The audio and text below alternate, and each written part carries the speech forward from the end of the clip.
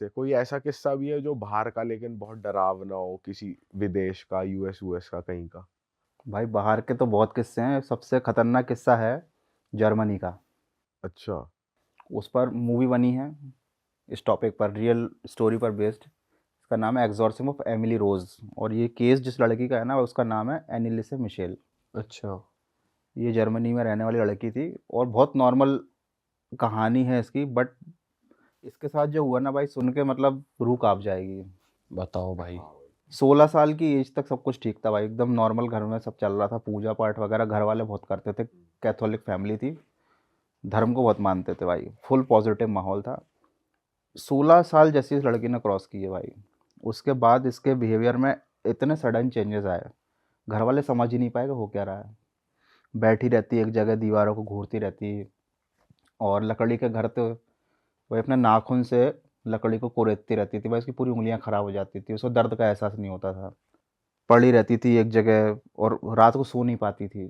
वो हमेशा माँ बाप को ये बोलती थी कि मेरी, जैसे ही मेरी नींद लगती है, कोई ऐसा लगता है छाती पे आकर बैठ गया है। तो घर वालों को लगा भाई पता नहीं ऐसा क्या हो गया, पहले कभी फैमिली में ऐसा हुआ नहीं था, तो डॉक्टर के पास ले गए। डॉक्टर ने वही बता दिया कि डर है बच्ची को, कुछ नहीं है। ऐसा करके भाई उसका 5 साल इलाज चला। अच्छा। और 5 साल इलाज चलते चलते कोई इम्प्रूवमेंट नहीं आया, लेकिन उसकी हालत बिगड़ती चली गई। एक बार क्या हुआ, ये इस पे डॉक्यूमेंट्री भी बनी हुई है, आप सर्च करोगे ना, उस लड़की की रियल लाइफ के ऊपर एक डॉक्यूमेंट्री बनी हुई, पूरी चीज़ें एग्जैक्ट बताई हैं। मैं बताता हूँ आपको कि लड़की बैठी हुई थी अपने रूम में, और वर्जिन मैरी की मूर्ति रखते थे वो लोग घर में। तो उसको देख रही थी, देख रही थी, देख रही थी, तो माँ आई कि भाई क्या देख रही है, तो वो जैसी लड़की पलटी, उसकी आंखें पूरी ब्लैक। ये उसकी माँ ने खुद बताया है, स्टेटमेंट दिया है कि हमारी लड़की की आंखें पूरी ब्लैक थी, जस्ट अच्छा। बिल्कुल डीमन की तरह। तो भाई ये वो दिन था कि उनके घर वालों को समझ में आ गया कि कोई बीमारी नहीं है, कुछ और बात है। तो भाई ये ले गए चर्च में। अब वहाँ चर्च वालों ने मना कर दिया भाई कि हम एग्जॉर्सिज्म वगैरह नहीं करेंगे। उसके दो रीज़न थे। क्या चल रहा था कि लोगों में मतलब बहुत फैशन सा आ गया था उस टाइम के एग्जॉर्सिज्म करवाने का, तो लोग हर कोई क्या कर रहा था कि भाई कुछ भी छोटी मोटी बीमारी हुई तो भाई पहुंच जाते थे एग्जॉर्सिज्म कर दो। उस टाइम फिल्में वगैरह भी आ रही थी बहुत, हम्म। तो लोगों को बड़ा चस्का चढ़ा हुआ था। तो चर्च वाले बोल रहे थे तुमने तो धर्म का मजाक बना दिया, मना कर दिया, भगा दिया कि तुम डॉक्टर को दिखाओ। फिर भी भाई रिक्वेस्ट करी उनसे कि नहीं नहीं, आप प्लीज़ एक बार देख लो हमारी लड़की को, हालत बहुत बिगड़ रही है भाई। वो लड़की चर्च के अंदर आती ही नहीं थी, उसको ले ही नहीं जा पाते थे, उसको खींच खींच के ले आते थे, वो खिंचती नहीं थी लोगों से, जबकि उसकी एज होगी करीब 20 साल की। उस जहाँ जब तक ये घटनाएं चल रही थी, उससे पूछते थे कि क्यों नहीं जाती, तो बोलती कि मैं चर्च की ज़मीन पर मेरे पैर जलते हैं। अच्छा। ओ। तो भाई अब घर वाले ले नहीं आ पा रहे, तो फिर उन्होंने एक जूनियर फादर जो रहते हैं उसको बोला कि यार एक बार आप घर आ जाओ। देख देख के चले आओ, क्योंकि ये जो मेन फादर हैं वो तो इलाज कर ही नहीं रहे हैं, एग्जॉर्सिज्म नहीं कर रहे हैं। तो वो आया, एस्ट्रो नाम था उसका भाई। वो आया जब, तो उसने देखा कि फर्श पर पड़ी हुई है ऐसी बेसुध सी, कुछ नहीं खाया, इसके दांत वूंत पूरे सड़ गए, पूरा चेहरा एकदम अजीब सा हो गया। 5 साल हो गए थे भाई, उसने बिल्कुल, उसकी लाइफ खराब हो चुकी थी। वो उसको देख के खड़ी हो गई, खड़ी होकर उसने खड़े खड़े भाई उसी के सामने पेशाब कर दी। उसके ओ। माँ बाप भी थे, और वो जो एस्ट्रो करके बंदा आया था भाई, वो देख के रह गया। और उसके बाद उस लड़की ने क्या किया कि फर्श पे लेटी और अपना ही पेशाब पीने लग गया एस्ट्रो के सामने देख देख के। मतलब क्या वो आई बात कर रहे कांटेक्ट हो? एस्ट्रो से कर रही थी और पेशाब पी रही थी अपना।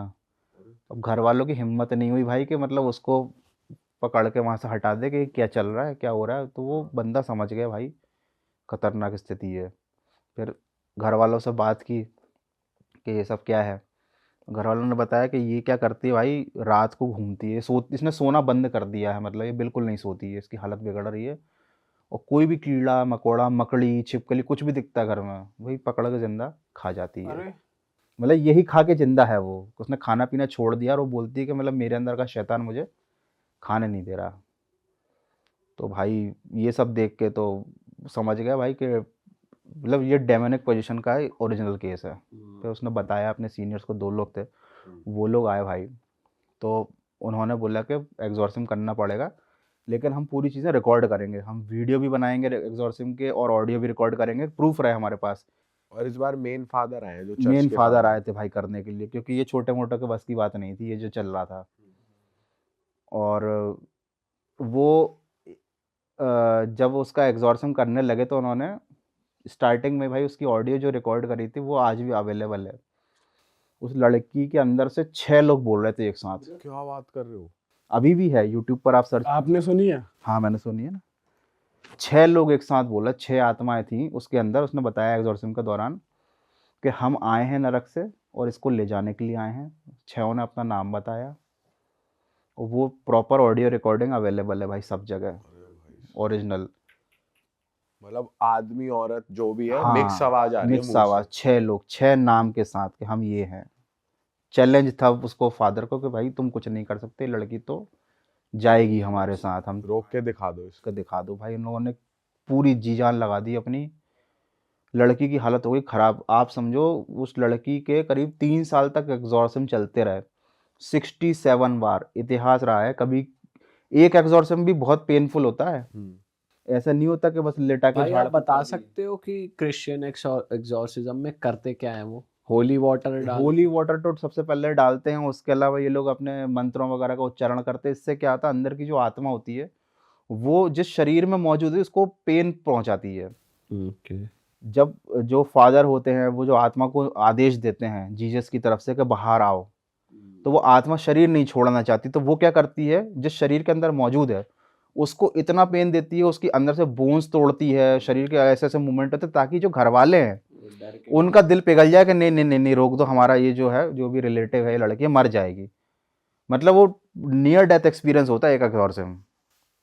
तो उस लड़की के साथ 67 बार एग्जॉर्सिज्म हुए, 67 बार। आज तक कभी किसी के साथ नहीं होंगे। मतलब हिस्ट्री रही है एग्जॉर्सिज्म की कि आज तक किसी भी इंसान ने 67 एग्जॉर्सिज्म नहीं झेल पाया है। जनरली क्या होता है, एग्जॉर्सिज्म की प्रोसेस इतनी पेनफुल होती है ना, वो जो भी आत्मा शरीर में रहती है वो इंसान को इतना तड़पाती है कि 2-3 एग्जॉर्सिज्म के बाद वो निपट जाता है। ये लड़की 67 एग्जॉर्सिज्म तक इसने संघर्ष किया, लड़ाई की, और एट लास्ट फिर इसके शब्द ये थे, शैतान इसको नहीं ले जा पाया। इसने खुद बोला फादर से कि अब मैं थक चुकी हूँ। क्योंकि क्या हुआ कि ये पूरे इस प्रोसेस के दौरान उसने खाना पीना बंद कर दिया था। उसका वजन 30 किलो रह गया था। अच्छा। मतलब 5-6 साल के बच्चे का वजन होता है 30 किलो, 28 से 30 किलो के आसपास। और वो अच्छी खासी अडल्ट लड़की थी, 21-22 साल तक आते हैं, तो उसका वजन 30 किलो रह गया था। वो हड्डियों का कंकाल बन चुकी थी। और मतलब पहले की बिफोर और आफ्टर की फोटो आप देखोगे ना, उसकी रियल फोटोज, आप यकीन नहीं कर पाओगे। कभी किसी के साथ ऐसा ना हो। और लाइव में ऐसा कुछ नहीं, जैसे आपने तो मूवी भी देखी और सब पूरी रिसर्च करी है, फादर वगैरह को जैसे हम मूवी में देखते हैं कि भाई उनको भी ठेस पहुंचती है, उनका भी नुकसान होता है, ऐसा भी कुछ हुआ है?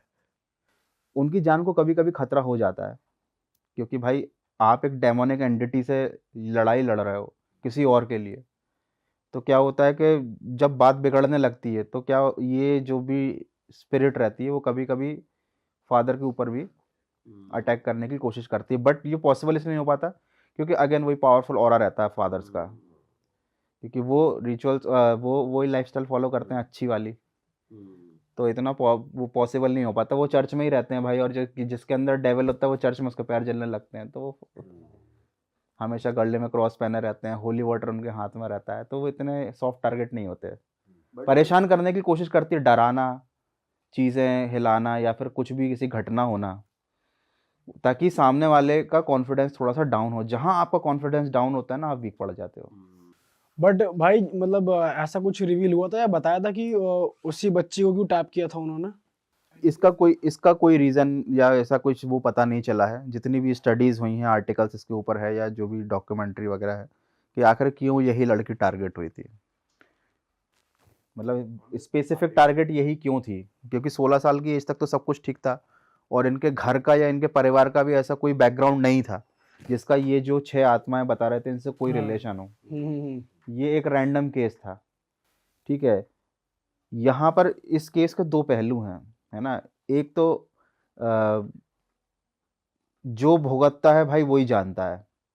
कोई भी बैठकर कमेंट्री नहीं कर सकता कि भाई ये सच में हुआ था कि नहीं हुआ था, क्योंकि जो सह रहा है, उस लड़की ने खाना पीना छोड़कर अपनी अपनी बॉडी खुद से छोड़ दी थी कि भाई लड़ाई में नहीं लड़ सकती, अब ख़त्म करो ये सब, और फिर फाइनली वो चली गई थी, है ना। तो यही एक पॉइंट और आता है इसमें, जब मैंने इसके बारे में पढ़ा था कि भाई उसका घर में इतना कट्टर धार्मिक माहौल था तो जहाँ धर्म की बात होती है ना, वहाँ पर ये सब चीज़ों की बात भी होती है कि भाई शैतान, डेविल, बुरी आत्माएँ, दोनों सिक्के के पहलू हैं, है ना? तो मुझे ऐसा लगता है कि उसके साथ तो जो हुआ था वो तो हुआ ही था, लेकिन मोस्ट ऑफ द एक्सॉर्सिज्म के केसेस में जब बच्चे के साथ बचपन से इस तरीके की बातें की जाती हैं कि भाई भूत भी होते हैं, डेविल भी होते हैं, आत्मा पॉजेस कर लेती हैं, एक्सॉर्सिज्म से ये चीज़ें दूर हो जाती हैं, तो कहीं न कहीं बच्चों का बहुत सॉफ्ट मन होता है, वो चीज़ को पे यकीन करने लग जाते हैं। ये चीज़ बहुत फ़ैसिनेटिंग होती हैं। यूट्यूब पर भी ये सब चीज़ें बच्चे ज़्यादा देखते हैं क्योंकि वो यकीन करना चाहते हैं, उन्हें मज़ा आता है। ये चीज़ कहीं न कहीं एक बैड इफ़ेक्ट डाल देती है। तो जो पेरेंट्स हैं, उनको ख़्याल रखना चाहिए कि भाई आप इन सब चीज़ों पर बिलीव करते हो या ना करते हो, बट बच्चों के सामने जब आप डिस्कशन करो, थोड़ा-सा पहले आप एक बार सोच लो कि उस बात का बच्चे के दिमाग पर क्या असर पड़ेगा, है ना? जो एनिलिसे का केस था, उसमें बचपन से ही उससे यही सब बातें होती थी, की जाती थी। अब एक्चुअली में उसके साथ डेमोनिक पोज़ेशन था या नहीं था, नहीं कह सकते, बट आज भी उसकी आवाज़ें रिकॉर्ड हैं, है ना? इस और केस में कह सकते हैं कि हो सकता है कि है, क्योंकि 6 लोगों की आवाज़ एक साथ निकलनी 6 लोगों की पॉसिबल है। आवाज़ है, और ऐसा भी नहीं था कि पहली बार में उसको फादर के पास ले गए थे, उसका 5 साल तक इलाज चला था, हाँ। है ना? उसकी आँखें काली हो जाना, घरवाले अपने ही बच्चे के बारे में झूठ क्यों बोलेंगे? और ऐसा भी नहीं था कि मतलब उस लड़की के साथ कुछ किया गया, उसने खुद से ही अपनी जान दे दी कि भाई अब ये लड़ाई मैं और नहीं लड़ सकती, है ना? और हर चीज़ उसने प्रॉपर बताई, बोल कर के भाई ये ऐसा-ऐसा है ना? पर ये बात तो सही कह रहे हो भाई आप कि घर वालों को ध्यान रखना चाहिए। आस-पास बच्चा है या नहीं, उसके अराउंड बात करनी है या नहीं करनी चाहिए। क्योंकि बच्चा हर चीज़ें कैच करता ही करता है, ऐसी चीज़ें। हम तो बचपन में आहट और ज़ी हॉरर शो देखकर ही यकीन करने लग जाते थे। अब हँसी आती है उनको देखकर, बट वो चीज़ें तब बुरा असर डालती थी, भाई उस टाइम तो डर लगता था भाई। जब वो शुरू होते थे शोज़ भाई वगैरह। आज भी डर लग जाए देख ले तो क्योंकि हम तो इतनी बातें करते हैं, कभी कभी तो सर हमारे पॉडकास्ट में ही ऐसी बात हो जाती है, तभी फट जाती है हमारी। तो जी ये इंसिडेंस है 2016 का। 2016 में मुझे एक क्लाइंट ने एक रेफरेंस किया, एक क्लाइंट को, हमारे अपने बहुत ही क्लोज़ रिलेटिव को उन्होंने मुझे रेफ़र किया, और वो यहाँ के नहीं थे, वो नाइजीरिया में रहते थे। नाइजीरिया में उनका बिज़नेस था इंपोर्ट एक्सपोर्ट का, तो वहाँ पे वो अपना बिज़नेस कर रहे थे। उन्होंने मुझे कांटेक्ट किया, तो उन्होंने मुझे बताया कि उनकी एक 16 साल की बेटी है जो कि पिछले 2 महीने से बहुत ज़्यादा अब उसका जो है डेंजरस हो गई है। उन्होंने मुझे ये बताया था, डेंजरस हो गई, मैं बता रहा हूँ कि उनकी बेटी पहले जो है डिफरेंट बिहेव कर रही थी, लेकिन पास 2 महीने से बहुत ज़्यादा ही उसके ऊपर असर हमें नज़र आ रहा है, डिफरेंट सा। तो उन्होंने बताया कि उसका रूप बदल रहा है। लड़की का रूप बदल रहा है मैंने मतलब? कहा रूप बदल रहा है ऐसे मतलब आप क्या कह रहे हो? मेरे लिए भी ये फर्स्ट टर्मिनोलॉजी थी, रूप बदल रहा है। कह रहे जी उसके जो अनवांटेड हेयर ग्रोथ हो रही है और उसके एक्स्ट्रा ऑर्डिनरी उसके नाखूनों में पैनापन आ गया है। मतलब अगर जो हमारे नाखूनों में शार्पनेस होती है, उसके नाखून बढ़ रहे हैं, तेज़ी से बढ़ते हैं, और उनमें एक अजब सा पैनापन आ गया, और उसके चेहरे की रंगत सी चेंज हो रही है, आँखों का कलर उसका बदल गया है।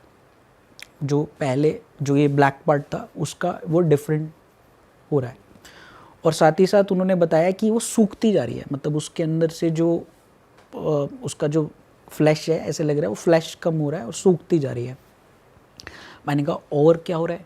कह रहे जी उसने, उनका बेटा था, उसके ऊपर भी अटैक कर दिया, उसको भी चोट वोट लग गई है, और हम लोग अब बहुत घबराए और डरे हुए हैं। और उसकी जो है बीच बीच में वो बातें भी जो ऐसी करती है, बहुत डिफरेंट बिहेव करती है, हंसने लग जाती है, थोड़ी सी उसकी वॉइस में भी चेंज आ रहा है, ये आ रहा है।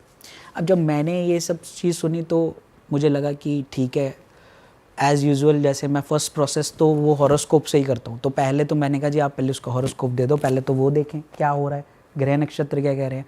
हॉरोस्कोप देखा तो 2/8 एक्सेस पर राहु केतु नीच का चल रहा था, उसका दशा मुझे कंफर्म कर रही थी कि चीज़ें ख़राब हैं, भाई तंत्र की शिकार हो गई होगी। उस समय मुझे अंदाज़ा नहीं था सिचुएशन की डेंजरस लेवल का और उसके ग्रिम लेवल का। राहु केतु सर अगर नीच का होता तो तंत्र आपके ऊपर आसानी से हो जाता है? बहुत स्ट्रांगली होगा। राहु केतु अगर 2/8 एक्सिस पे, राहु नीच का है, उसकी दशा महादशा चल रही है, राहु अगर 6/12 एक्सिस में बैठा है, तो आपके ऊपर 150 नहीं 200% तंत्र हुआ ही हुआ। आप कभी ना कभी उसकी चपेट में आओगे ही आओगे, बच नहीं पाओगे, ठीक है। तो वो पॉसिबिलिटी सारी रूल आउट हो गई, और नक्षत्र लेवल पे भी वो जिस नक्षत्र में था वहाँ पे मैंने उस समय ध्यान नहीं दिया। मैं यहाँ पे बता देता हूँ, वहाँ पे उस नक्षत्र में जिसमें भी वो बैठा हुआ था वो एक एनिमल उसका स्पेसिफिक होता है। वो एनिमल मैंने अब, क्योंकि मैं अब जान गया हूँ तो मैं अब बता रहा हूँ, उस समय मैंने ध्यान नहीं दिया था, तो मैं बताऊँगा बाद में, इसको कनेक्ट करूँगा, साइंटिफिकली हर चीज़ कनेक्ट होती है। तो बहरहाल मैंने इसको हल्के में लिया, मैंने कहा ठीक है देख लेंगे कौन है, इतने देख लिए, होगा कोई मसानी वसानी कोई तंत्र क्रिया होगा, पकड़ लेंगे कौन है। मेरे साथ टीम थी तो मैंने जो है, अब कॉन्फिडेंस तो था ही है, तो यही सोचा, मैंने कहा आप एक काम करो, आप लड़की की ना फ़ोटो भेजो, क्योंकि मेरा पहला स्टेप होता है फ़ोटो मंगवाता हूँ मैं। फ़ोटो पे हम इंटेरोगेशन करते हैं और फ़ोटो से पता लगा लेते हैं क्या होता है। आप भी इस टाइम इंडिया में ही थे? हाँ मैं इंडिया में ही था। तो फ़ोटो मैंने जब कहा कि फ़ोटो दे दो, तो उनका, उसके पापा ने बोला सर प्रॉब्लम है। मैंने कहा क्या? कह रहे सर फ़ोटो आ ही नहीं रही है। मैंने कहा फ़ोटो नहीं आ रही है मतलब? कह रहे सर हम किसी भी कैमरे से फ़ोटो खींच रहे हैं, फ़ोटो या तो काली आ रही है या ब्लर आ रही है, उसकी फ़ोटो नहीं आ रही है। अरे भाई साहब, मैंने कहा ये तो पहली बार सुना है भाई, फ़ोटो ना आए किसी की। कह रहे सर मैं आपको भेज दूँ? जब उन्होंने भेजी तो वो जो आई थी वो इतनी ब्लर थी, कुछ नज़र ही नहीं आ रहा था। कह रहे हम आईफोन क्या कोई भी फ़ोन से खींच लो, नहीं आ रही है।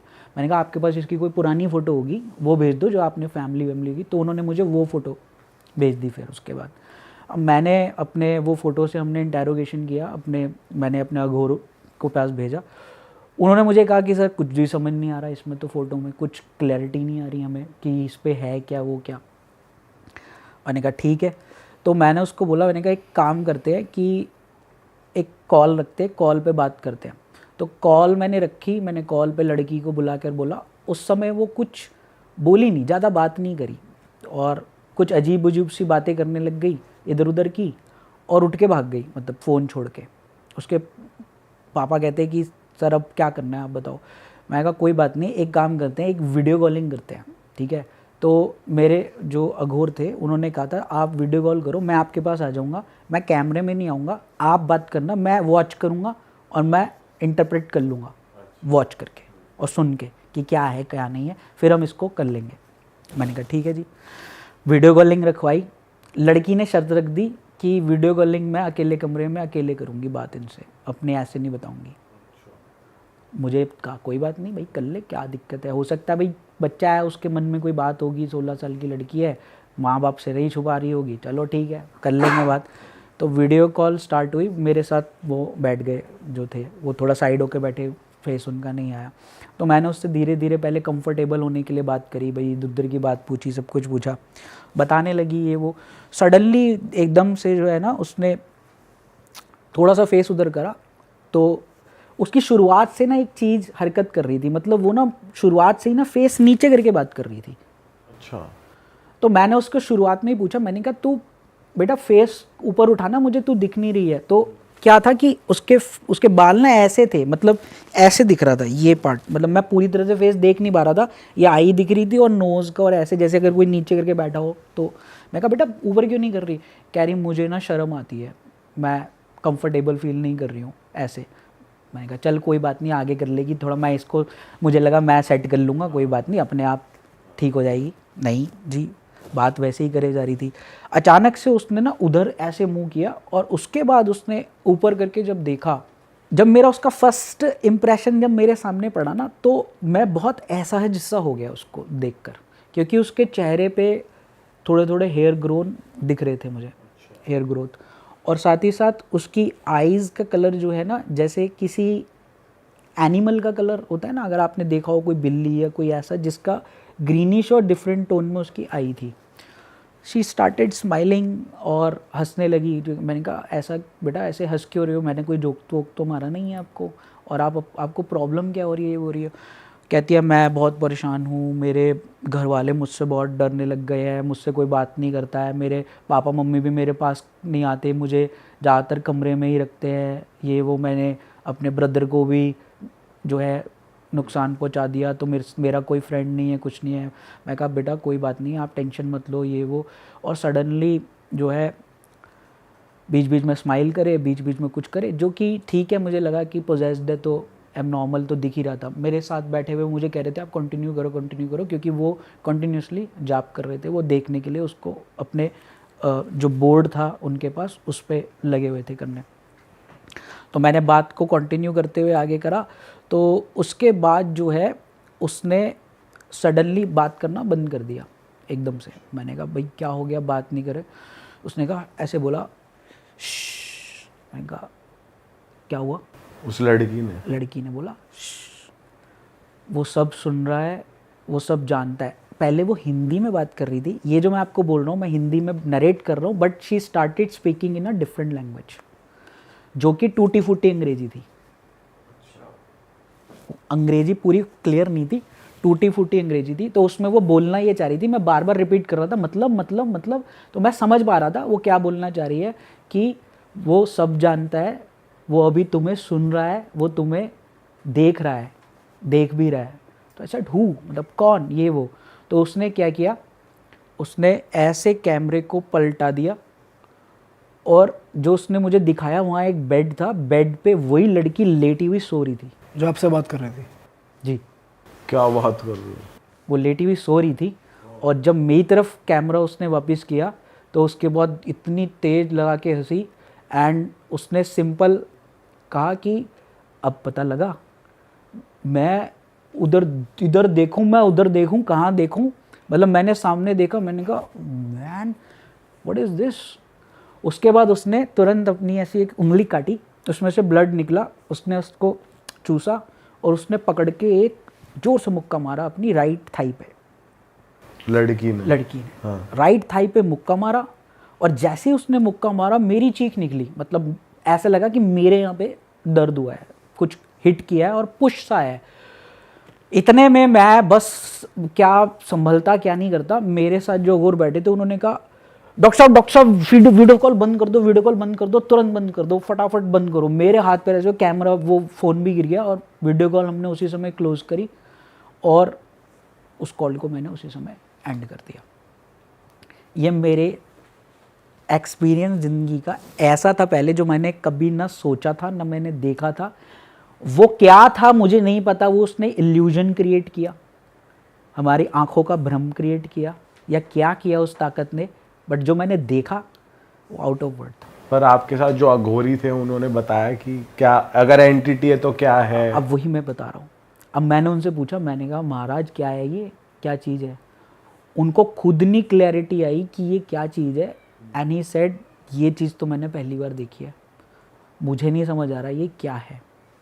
ठीक है, और आप जो है इसको, सर मैं तो कहूँगा कि आप इस केस को मत लो, और आप जो है दूसरी दुनिया में बात कर लो अगर आपको करनी है तो। दूसरी दुनिया क्या होता है? मतलब वो मेरे जो जितने भी कॉन्टैक्ट्स, जितने भी बाहर के इंडिया के बाहर के कॉन्टैक्ट्स थे, तो आप वहाँ बात करके देख लो। मैं तो हम तो नहीं कर पाएंगे, क्योंकि मैंने इतनी देर में सब कुछ टटोल कर देख लिया, मुझे नहीं समझ आ रहा ये क्या चीज़ है, क्योंकि हमारे उसमें नहीं आ रही है ये कुछ भी कि भाई इसके ऊपर कोई प्रेत है, कोई क्या है क्या नहीं है ज़रूर, लेकिन मतलब ऐसी एंटिटी है जिसके बारे में इनको भी नहीं पता, ना वो पिशाच है ना कुछ है, जिसके ट्रेड्स पता हो, कुछ भी नहीं समझ आया कि ये हुआ। सबसे पहले तो वो जो चीज़ उसने दिखा दी वो ही आंखें फाड़ने वाली थी कि ये मतलब है क्या चीज़ यार, हमने तो पहली बार देखा है। तो उन्होंने कहा भाई मैं तो, और मैं आपको कहूँगा आप भी इससे दूर रह लो, इसी में भलाई है। पहले तो मैंने जी उनके पेरेंट्स, उसके फादर का फ़ोन आता रहा, मैं एक दिन तो अवॉइड करता रहा, मैं उठाया नहीं। तो फिर जब मैंने कहा यार, अब वो लगातार जिन्होंने कहा था उन्होंने भी कहा कि आप एक बार बात तो करो क्या है। तो मैंने उनसे बात की, मैंने कहा जी ऐसे ऐसे है जी, मैंने उनको दिखाया बताया, ये कह रहे अब क्या करना है अरोड़ा जी, हमें तो आपका सबसे पहले आपका रेफरेंस मिला था कि मैंने एक केस उनके जो था ऐसा सॉल्व किया था जो बाकी लोगों ने मना कर दिया था कि नहीं हो पाएगा, तो हमारे अघोरों ने किया था। वो ऐसी तांत्रिक एक्टिविटी थी जो हमारे बंदों ने ठीक किया था। तो वो कह रहे थे कि भाई आप पे विश्वास बहुत है और पे तो हमें कुछ समझ नहीं आ रहा है, प्लीज़ हमारी हेल्प करो। देखो यार गिड़गिड़ाने लग गए, वो करने लग गए। अब मैंने कहा कि यार मेरे को भी थोड़ी सी जिज्ञासा तो होती है जब कोई ऐसी नई चीज़ देखो कि क्या है भाई ऐसा जो हमें नहीं पता। उन्हें क्या नहीं आ गई चीज़। तो सर इन केस में आप रिसर्च करते हो, जैसे सिंस आपका साइंटिस्ट वाला बैकग्राउंड रहा है, तो आप इंटरनेट पे जाते हो या फिर लोगों से बात करते हो, क्या करते हो? देखो ऐसी चीज़ अब इंटरनेट पे तो मिलेगी नहीं, क्योंकि गूगल में हर चीज़ तो अवेलेबल नहीं है। अब इसको करने के लिए तभी उसने कहा ना कि अब इस वर्ड ने तो मना कर दिया यहाँ पर, अब एक बार दूसरे वर्ड से भी बात करते हैं। तो मेरे को था कि यार पता तो करना है क्या चीज़ है इसके बारे में, जब वो भी इतना कर रहे हैं। तो मैं 2015 में मैं लंदन में पोस्टेड था अपनी कंपनी की तरफ से। वहाँ मैंने एक ऑकल्ट सेमिनार अटेंड किया था। ऑकल्ट सेमिनार में जब वहाँ पे मेरी एक शैमन से मुलाकात हुई थी, तो वो शैमन लेडी जो थी वो बेल्जियन थी। शैमन क्या होता है सर? तो शैमन जो है एक शैमनिज्म करके एक कॉन्सेप्ट है, ट्रेडिशन है, जिसमें ये शैमन्स जो होते हैं ये इनिशिएट किए जाते हैं शैमन्स में। ये शैमन्स जो होते हैं ये बिलीव करते हैं कि एक तो ये घोस्ट से भी, लिविंग और डेड दोनों से कनेक्ट करके आपको जो भी प्रॉब्लम्स होती है ये स्पिरिट से बात करके पता लगा लेते हैं। या तो स्पिरिट है उससे भी कर लेंगे, और अगर बंदा लिविंग है उससे भी इंटरोगेट कर लेते हैं ये शैमन कि प्रॉब्लम क्या है, प्रॉब्लम क्या है, क्यों आ रही है, demand क्या है, कर क्यों रखा है। possess कर रहा है। उनकी पावर बहुत स्ट्रांग है शैमन्स की। ये सर मीडियमशिप जो करते हैं वही वाली चीज़ है? मीडियमशिप जो करते हैं, जो स्पिरिट से कनेक्ट कर लेते हैं, मीडिएटर्स होते हैं जो ये शैमन्स होते हैं, इनको प्रॉपरली इनिशिएट होते हैं। तो वो बेल्जियन लड़की थी जो शैमन इनिशिएशन कर रखा था जिसने। बिचौलिए हो गए ये भूत के। हाँ आप ये कह सकते हो इनकी भाषा में, हमारी भाषा में, कि ये भूत के बिचौलिए हैं। तो जहाँ ये कुछ करेंगे नहीं, हमें ला के खबर दे देंगे कि भाई ये बंदा बात है, ये चीज़ है। तो मैंने उसको बताया ये केस, वैसे ही मेरी बात हुई। तो वहाँ पे जो मेरा इंडियन कॉन्टैक्ट था, मैंने उसके थ्रू उससे बात करी। तो मैंने उसको बताया कि this is the case and they are very professional, everybody works for money, ठीक है। और मनी लेना कोई बड़ी बुरी बात भी नहीं है, कोई ऐसी प्रॉब्लम भी नहीं है। तो मैंने उसको समझाया कि ये प्रॉब्लम है। उसने कहा no problem, I will interrogate, तुम बस मेरे को उसकी फ़ोटो दे दो। तो जो मेरे पास ओल्ड फ़ोटो थी मैंने वो पकड़ा दी। उसने कहा आई will interrogate and I will let you know.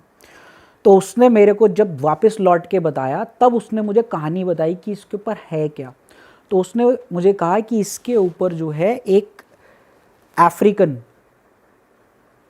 तंत्र किया गया है, अफ्रीकन जो है इसके ऊपर विच क्राफ्ट किया गया है, वो भी वैम्पायर विच क्राफ्ट किया गया है, जिसे कहते हैं गोएटी, ठीक है। उसका नाम था गोएटी, और गोएटी किया गया है इस पे। और इसमें जो स्पिरिट होती है वो एनिमल स्किन, कोई सी भी एनिमल स्किन को अपने ऊपर धारण कर लेती है और एनिमल स्किन में घूमती है। उसको वहाँ पे ये बोलते हैं डेड स्किन वॉकर्स भी बोलते हैं। मतलब जैसे किसी एनिमल का टाइगर की तरह दिख गई या बिल्ली बन गई, छलावा कह सकते हैं, हाइना या कोई भी चीज़, जैसे इंडिया में छलावा होता है, कोई भी स्किन ले लेते हैं। तो वो स्किन अपने ऊपर ओढ़ के ये चीज़ जो है करती है। पर वैम्पायर क्यों बोला उसने? वैम्पायर इसलिए बोला कि वो जो थी उसके ऊपर एंटिटी, वो वैम्पायर कम्युनिटी की थी जो ब्लड सकर्स होते हैं। अच्छा। तो उसने मुझे बोला कि आप पता करो लड़की का ब्लड जो है वो सक हो रहा होगा। तो उसने मुझे जब ये सारी खबर की, उसने मुझे ये भी बताया कि ये जो करने इसको ये कहाँ से हुआ है, ये इन्हीं के किसी खास बंदे ने किया है जो इसके साथ उठता बैठता है। मैंने ये सारी इन्फॉर्मेशन कलेक्ट की, फिर मैंने इसके ऊपर, जैसा तुमने कहा दीपक, मैंने इसके ऊपर फिर रिसर्च किया कि अब इन्फॉर्मेशन अब आया था डाटा, अब इस डाटा को प्रोसेस करना था मुझे अपने पास। तो मैंने उस डाटा को पूरा प्रोसेस किया और उसके ऊपर काफ़ी खबर निकाली। फिर मैंने उनसे इस बारे में बात करी। तब उन्होंने पहले तो बताया नहीं था, अब उन्होंने मुझे बताया कि एक्चुअली कहानी क्या है। तो उन्होंने मुझे ये भी बताया, वैम्प जब किसी के ऊपर होता है ना, जब किसी के ऊपर वैम्पायर विचक्राफ्ट होता है, तो उसकी एक खास पहचान है कि वो बंदे का HB गिर जाता है, हेमोग्लोबिन, उसका ब्लड जो है ख़त्म होने लग जाता है। तो उस लड़की को यूनिट्स चढ़ा करते थे। तो एकदम से ड्रॉप आता है, ऐसा होता है? ग्रेजुअली? ग्रेजुअली, एकदम से नहीं आता, ग्रेजुअली। तो कह रहे कि हम पिछले लास्ट 20-25 डेज से इसका हम HB जब चेक कराया, हमने मेडिकल टेस्ट कराए, तो इसका HB 7 तक गिर गया था।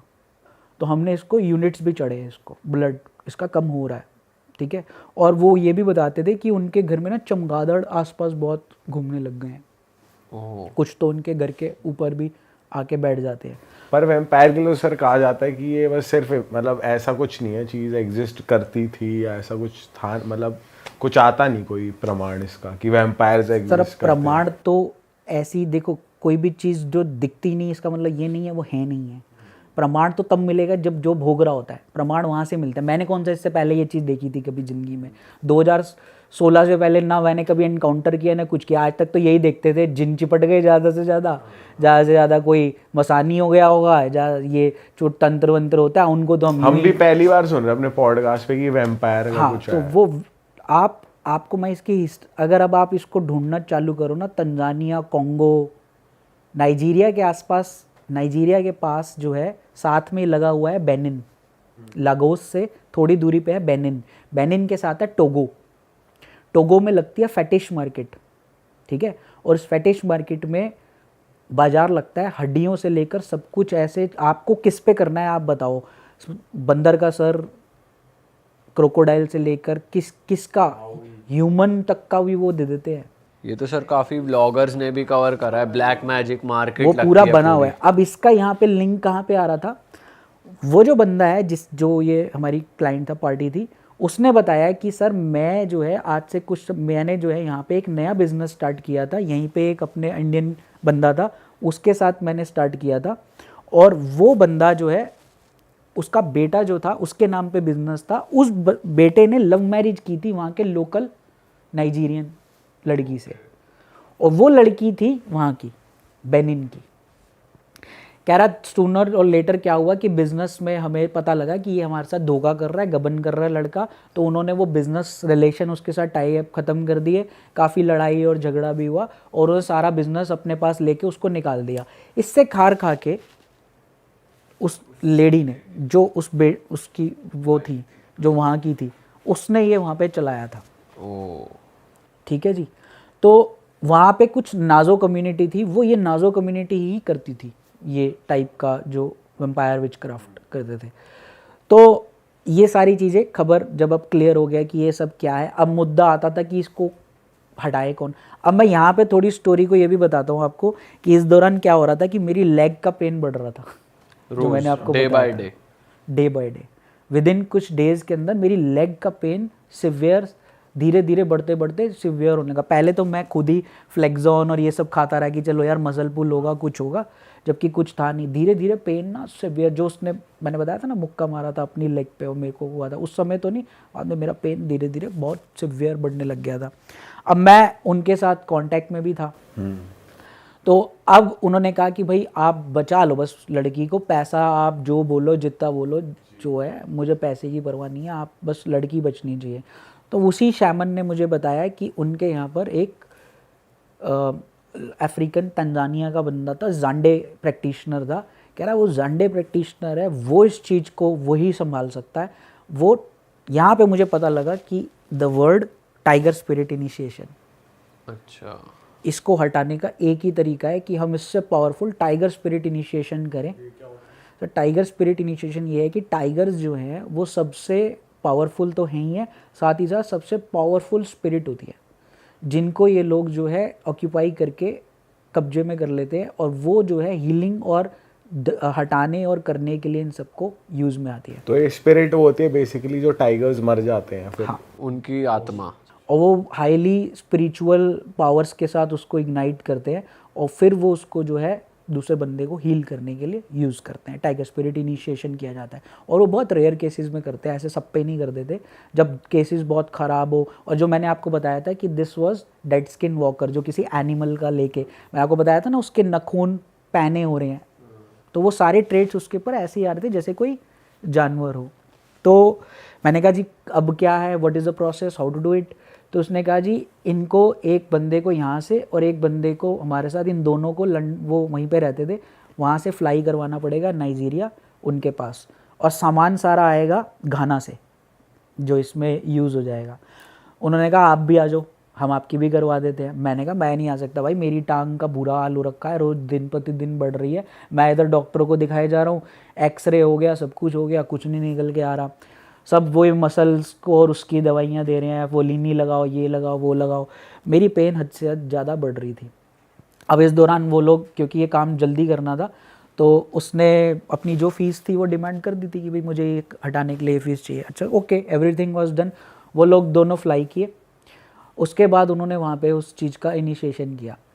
अब मैं तो वहाँ था नहीं, लेकिन मैंने उसके फादर से पूछा भाई कैसे किया, क्या किया, वो मुझे बताओ। तो वो जो प्रोसेस थी उन्होंने बताया, उन्होंने लड़की को रूम में एक पहले तो उस रूम को उन्होंने पूरा इनिशिएट किया, अंदर वाइट चादर पूरी बिछवाई गई और वाइट चादर बिछाई गई और एक खिड़की के बाहर एक बड़ा मिरर लगवा दिया गया, टेम्परेरी मिरर खड़ा कर दिया गया।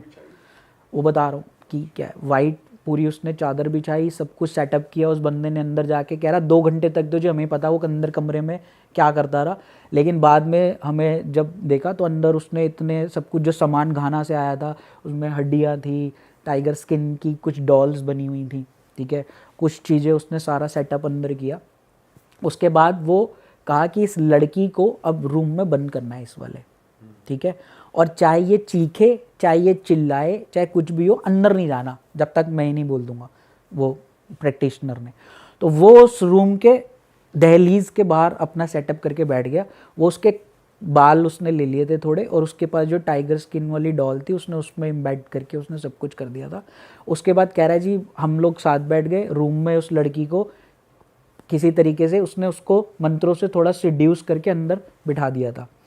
एक आसन भी लगाया गया, दूसरी तरफ मांस का, मीट का भोग भी रखा गया, क्योंकि टाइगर स्पिरिट इनिशिएशन था, टाइगर का ऑफरिंग्स भी देनी थी, कुछ ऑफरिंग्स बाहर रखी हुई थी। कह रहा है जी उसने अंदर रूम में बंद करने के बाद उसने अलग अलग तरीके से पहले थोड़ा सा डांस डूंस सा किया, अफ्रीकन डांस कुछ टाइप सा किया इनिशिएट करने को, अपने साथ कुछ ढोल शोल सा ला रखा था, वो बजाया बुझाया, ये सब किया। जैसे हमारे यहाँ नगाड़े और शंख टाइप्स बजते हैं, तो वो अपनी इनिशिएशन करी। कह रहा उसके बाद उसने कुछ इनिशिएशन उस पे डॉल पे किया, वो किया। कह रहा उसके बाद एकदम चीखें स्टार्ट हो गई अंदर लड़की की हमारे। तो वो लड़की जो है वो चीख रही थी टूटी फूटी अंग्रेजी में ही, वो वैसे नॉर्मली इंडियन थे तो वो टूटी फूटी अंग्रेजी बोल रही थी और जो से चीख रही थी। कह रहा हमें कुछ नहीं, बस ज़्यादा थोड़ी सी रोर, ऐसा कोई रोर, टाइगर रोर टाइप नहीं होता, वो रोर सुनाई दिया। इट वाज जस्ट, वो जो चीखें हुई थी वो मात्र 10 से 15 मिनट के अंदर चीखें बंद हो गई, और उसके बाद एकदम से खिड़की तोड़ते हुए और शीशा तोड़ते हुए कुछ निकला और सब कुछ चकनाचूर हो गया। शीशा टूट गया? हाँ, और ये इसीलिए लगाया गया था, दिस वॉज टू प्रूव कि चीज़ जो है वो निकल चुकी है। यही एक तरीका था उस चीज़ को करने का। कह रहा उसके बाद उसने वो भी काम डाउन हुआ, जो बाहर बैठा हुआ था उसने थोड़ा सा करने के बाद कह रहा फिर हमारी बेटी बाहर आई, बेटी को बाहर निकाला। कह रहा वो थोड़ा सा अनकॉन्शियस टाइप सी थी, लेकिन उस थोड़े टाइम बाद वो नॉर्मल हुई, तो उस बिल्कुल ठीक, तब वो फील भी कर रही थी। लड़की ने बात भी अच्छे से करी, जो पहले प्रॉपर बात नहीं कर रही थी। उसने उसके ऊपर से थोड़ा झाड़ा वाड़ा किया, सब कुछ किया, और उसने उसको बताया कि भाई अब आपको जो है इस तरह से करना है। कह रहा अंदर जाके जब रूम में देखा तो वो वाइट शीट पे पॉज के निशान थे। ओह, वो इसलिए बिछाई गई थी टू प्रूव एवरीथिंग कि थिंग्स जो है वो आती हैं, उनके कदमों के निशान, वो टाइगर पॉज थे उसके ऊपर। टाइगर ने बचाया लड़की। मतलब खाना वाना सब, वो जो ऑफरिंग्स थी, वो मांस के टुकड़े थोड़े फिनिश थे, थोड़े इधर उधर पड़े थे, सब कुछ था। और अंदर जो है वो सारी चीज़ें जो है काफ़ी अंदर बिखरी बुखरी हुई थी, और बाद में वो लड़की ठीक हो गई बिल्कुल। This is how we saved it. अब वो बच गई इधर, और मेरे यहाँ पे जो पेन था वो इतना सिवियर हो रखा था। लेकिन उसके बाद जो डॉक्टर को समझ नहीं आ रहा था, तो मेरे को डॉक्टर ने बोल दिया था कि भाई ऐसा है, अब तो एमआरआई तेरी करनी पड़ेगी, एमआरआई से ही पता लगेगा, ऐसे तो अब हमें तो समझ नहीं आ रही, क्योंकि एक्सरे तो क्लीन आ रहा है और तू पेन, दर्द भी बढ़ रहा था दिन भर दिन, दर्द बढ़े जा रहा था। लेकिन जैसे ही वो वहाँ पे हुई ना, तो मेरे को माइंड में आया कि एमआरआई कराने से पहले एक बार अपना डॉक्टर बदल कर देखता हूँ। दूसरे डॉक्टर को किसी ने बोला, मैंने वहाँ पे डॉक्टर को दिखाया, उसने मुझे, अब पहले इतने डॉक्टर को दिखा रहे थे, कोई और कह सकता था, उसके माइंड में क्या आया, उसने बोला भाई आप एक काम करो, फटाफट अल्ट्रासाउंड कराओ अपनी लेग का। तो मेरी लेग का अल्ट्रासाउंड जब हुआ तो उसमें पता लगा कि मेरे थाई बोन और उसके बीच में एक पस का इतना बड़ा पॉकेट बन गया, जिसमें एटलीस्ट उस समय जो पस आ रही थी वो आ रही थी 120 to 30 ml, जो अल्ट्रासाउंड में आ रही थी। और जब कोई ऐसी क्रिया या जब चीज़ कोई होती है, जब वो हटती है तो वो इसी टाइप का अंदर सड़न कहते हैं ना उसको, वो गला सड़ा देती है अंदर। तो वो पस बहुत बुरी तरह से अंदर थी। कह रहा है ये हुआ कैसे, आपकी तो कोई इंजरी भी नहीं है, और कह रहा आपको तो फीवर भी नहीं आ रहा, हम हैरान है, इतनी ज़्यादा पस में तो बॉडी में फैल जाता है पूरा, आपको बुखार उखार सब होता है, मेरे को कोई भी बुखार उखार नहीं था, बस वो जो दर्द और ऐठन और ये सब हो रही थी, तो लोग उस समय 2016 में चिकनगुनिया चल रहा था, तो सब यही कह रहे थे तुझे चिकनगुनिया हो गया, चिकनगुनिया हो गया। बट सुनो वो इट वाज डिटेक्टेड, उन्होंने कहा इंजेक्शन लगाते हैं, इंजेक्शन देखते हुए आपको इंजेक्शन से अगर सूख गया तो सूख गया। इंजेक्शन मेरे लगे, कोई आराम नहीं आया, बस बढ़ के 200 ml हो गई। तो खड़े खड़े कहा कि तुरंत ऑपरेशन करना पड़ेगा आपका हैंड टू हैंड।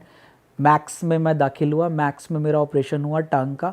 और जब चीरा लगाया गया तो अंदर डॉक्टर जो सर्जन था, मैं क्योंकि हाफ बॉडी सुन था, मतलब मैं होश में था, मेरी नीचे की बॉडी सुन करी हुई थी, तो उसके अंदर से मेरा सारा का सारा अंदर का सारे टिश्यूज़ ख़त्म हो चुके थे, सारे के सारे टिश्यूज़ काट के बाहर निकाले गए और वो मेरा वाउंड खुला छोड़ा गया कि इन्फेक्शन, उनको डॉक्टर्स को था कि ये दोबारा रिएक्कर हो जाएगा, हम सिल नहीं सकते, तो उन्होंने मेरे को खुला छोड़ दिया।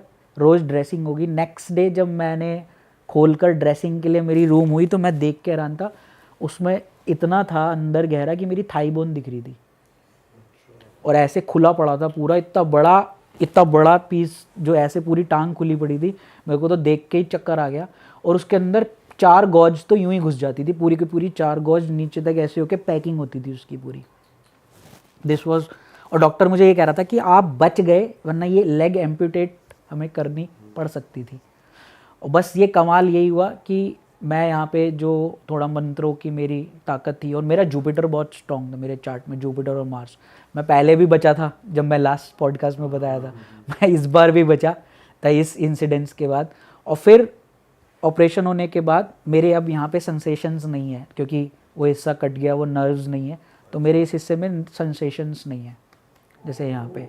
और नर्व ऐसे जैसे चिरमिराहट सी होती रहती है, जब वायरिंग कटी हो ना, तो वो वाला एहसास होता है। लेकिन उस